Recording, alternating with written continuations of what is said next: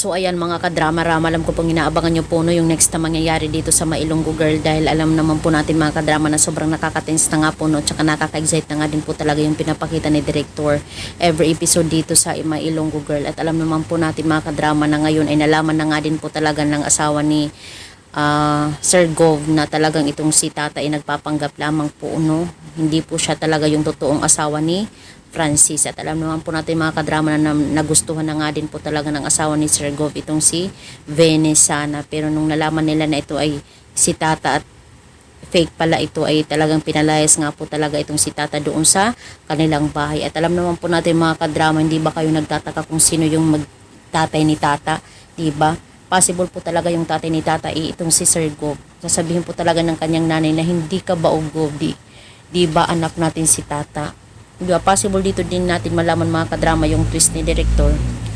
Itong si Tata ay totoong anak pala ni Sir Gov dito sa kanyang nanay, na nagkaroon sila ng relasyon noon. Diba, sabihin na lang natin nakabit siya. Diba, noon nagkaroon sila ng relasyon, tapos nagbunga yung pagmamahalan nila. At ito ay si Tata, yung kanilang anak. So possible, diba? What if lang naman po mga kadrama? Ayaw nyo ba nun? Diba? Pwede naman talaga sila magkagustuhan ni Francis at saka ni Tata, kahit tatay niya itong si Sir Gov, diba? Dahil hindi naman talaga totoong ama ni Francis itong si Sir Gov, kundi asawa lang po talaga yun ng mama ni Francis. So mga kadrama, hoping nga po talaga no, ay may twist talaga dito sa Mailonggo Girl. Dahil talagang siguradong yayamanin pala itong si Tata Char. So yun lang po mga kadrama, abangan na lang po natin. Don't forget to please like, share, and subscribe my channel para sa susunod na video mga kadrama is ma-update ko po kayo.